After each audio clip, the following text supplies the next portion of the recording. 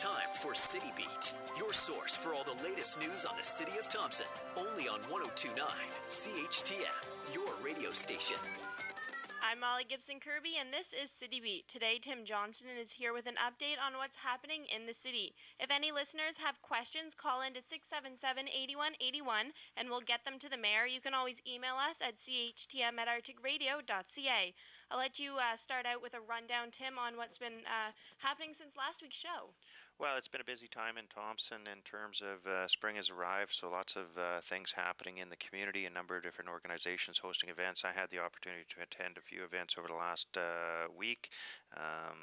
Yesterday was McHappy Day. I want to acknowledge Brett O'Mara and the crew at McDonald's here in Thompson for the work that was done, and also for supporting Hope North and the suicide prevention. It's a huge issue in Northern Manitoba. I had a chance to speak at their conference about a week ago, and so really acknowledge all those individuals that volunteered to work at McDonald's during McHappy Day, and again to Brett, very committed individual here in the community, very community-minded, involved in a number of different activities, and so it's great to see local businesses getting involved, raising some dollars, and thanks to all those people that stopped by.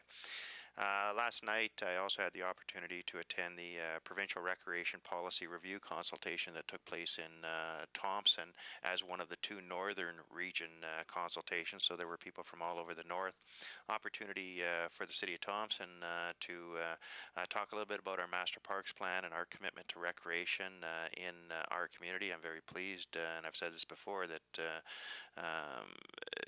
the terms of council that I've been involved with, we've made a tremendous investment in recreation, whether that be the facilities that we see as well as the programming that we have taking place, and we're going to continue that under the auspices of the Master Parks Plan, and continue to make that commitment, especially in terms of those areas of wellness and family activities, whether they're the playgrounds or the multi-use path trail system that we started last year. So good opportunity to share some of our ideas in terms of what needs to be in the recreation policy for the province. And then, of course, this weekend is going to be a very busy weekend, a number of big events coming up. Of course, we've got the Knights at Columbus indoor track meet taking place at the C. Nesbitt Arena tomorrow, and the finals will be held tomorrow night. It's always a great event, lots of people out, and all the best to all the participants from the schools, and thanks to all the volunteers, the teachers that have come out and host that event, as well as Knights of Columbus for being the sponsor. As well, we have the prom tomorrow night, I understand, so just a reminder, and I know it's been on the radio, in terms of parking in and around the Thompson Regional Community Centre. Encourage people to please take note, and there's a number of parking areas in close proximity to Thompson Regional Community Centre that I encourage people to take a look at. And again, I remind people, because I've heard a lot of comments about the parking, I remind people that UCN is still a construction site, and so we don't have access to those some of those parking areas that we will as soon as the facility is up and running. So some of the comments, concerns with respect to parking, I think will be alleviated once we get the site through the construction phase. And so again, and it looks like the weather is picking up. We're out on the streets. We were hit a little hard with some of the weather over the last couple of days, so we've slowed down a little bit on the potholes because of the water. But we're going to be out in full force again today, and encourage people, if they do see a pothole, to report that to Public Works. But we do have our crews out, and I know that with the rain, a few more will be appearing either today or tomorrow, because the water is just, it is our enemy with respect to potholes. Other than that, again, a reminder, spring cleanup is happening. Very pleased to see. I was out on the weekend, and I saw people in and around the community picking up garbage, so that's great to see. And of course, we do have our $3 per bag program that'll be running from Monday, June 9th, or May 12th until Monday, June 9th, and encourage people to pick up the bags, gloves, whatever they need to get out and get the garbage. It is not our best time of year as Thompson. There's a tremendous amount of sand out there.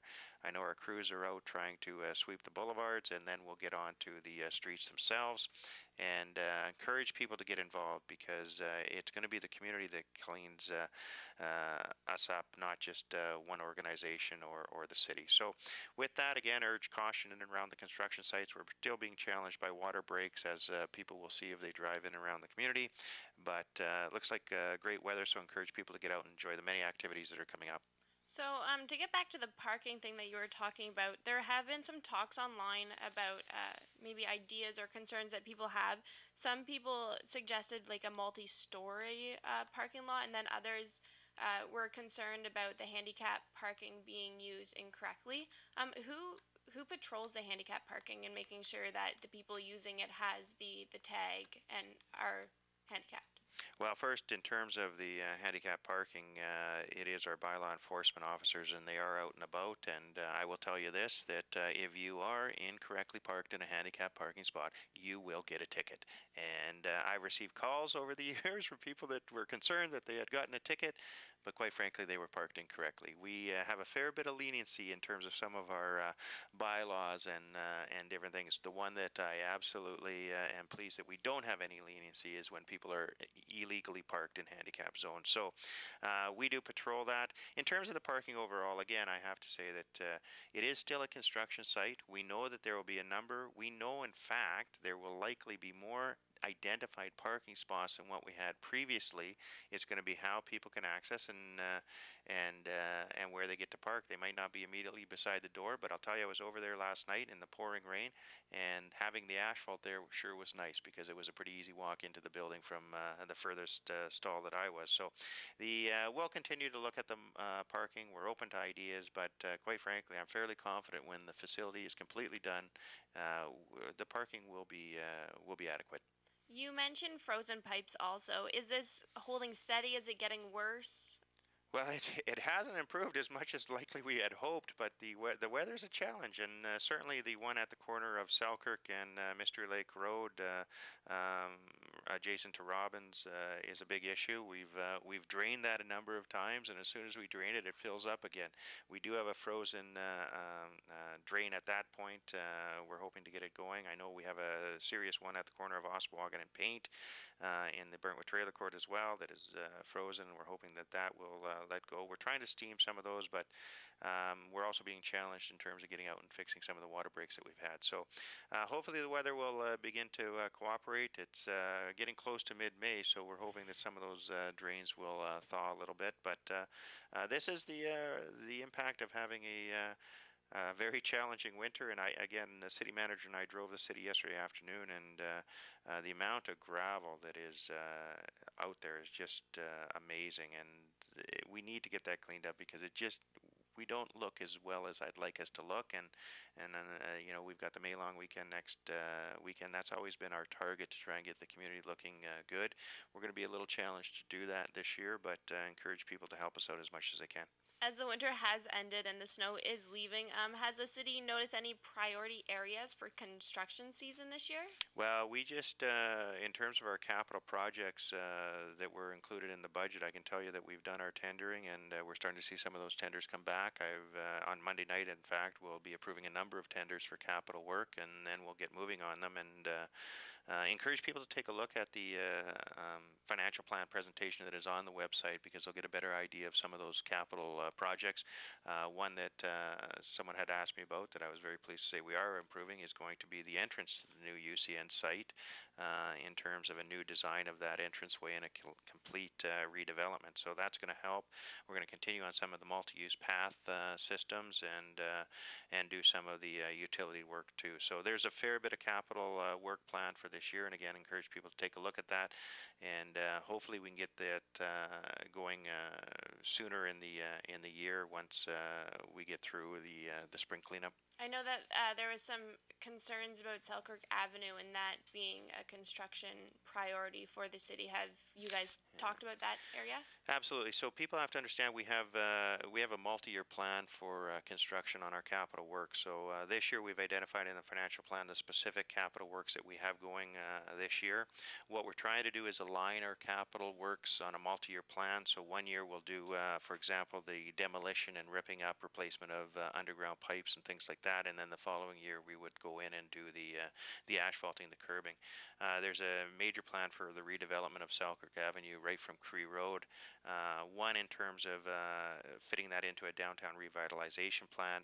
Two, with respect to the street has deteriorated a fair bit, and it's an interesting street because it's not a full 4 lanes. It's sort of like 3 lanes, and so we're going to do some work there in terms of making the traffic flow a little easier to understand. We did eliminate a number of the crosswalks on Selkirk just because there were just too many in a short period, and we installed the overhead lights. So we still have a fair bit of work, but really the message should be that what we're trying to do in our capital works is do it over a multi-year process. So we do the, as I said, the demolition, the site work 1 year, and then we do the finishing the next year. You touched on the cleanup project. Can you kind of give a little more context in case people wanted to get involved in it and they hadn't before, so they kind of know more about it? Well, the big one is this is our annual program that we do in cooperation with a number of community organizations. The big one is the $3 per bag program, where we offer cash for trash, I guess, and encourage people to contact Public Works 677-7970 for info. We do provide the bags, gloves, things like that for people to get out. We know that we had to delay it a little bit just because of the standing water in and around the community, but as I said, it starts up Monday, and encourage people to get out. Then, of course, May 24th, we're going to have the Clean Community Project. That's where we encourage the community to come out for a blitz on that Saturday.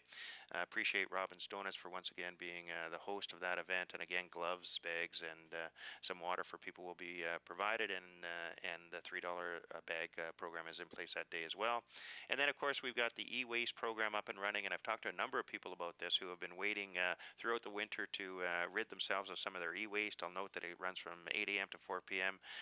Saturdays, and then as well, we got the compost site available, and my understanding is that we do have some compost that now is available at the site that is ready for individuals should they want to come by and pick some up. It's immediately adjacent to the drop-off area. That's great. In February, there was a news release that went out about the 2013 safety audit. How is the city doing in 2014 for their safety operations?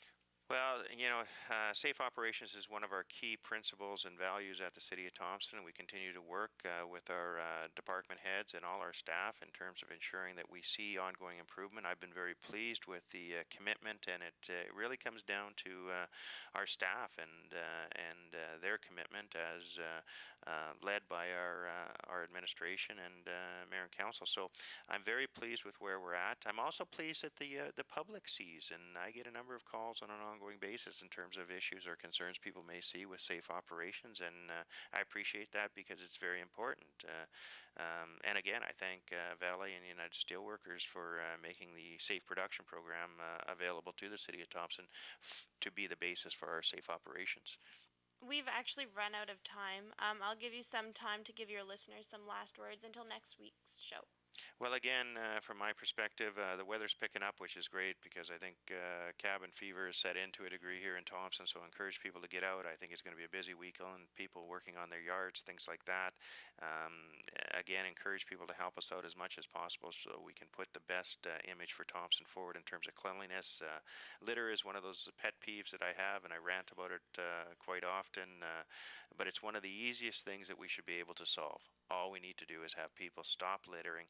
We have so many garbage cans available in and around this community that there is no reason whatsoever for people to be littering. So let's do some work on that. And lastly, again, I just want to remind people that the month of May has been proclaimed as MS Awareness Month in the City of Thompson. And of course, on May 25th, the MS Walk will be held. So I hope everyone has a great weekend and gets out and enjoys some of the events that are going to be happening over the next few days. Appreciate you coming in today. That's it for CityBeat this week. Join us again next Thursday for more questions and answers with the mayor. For 1029 CHTM, I'm Molly Gibson Kirby.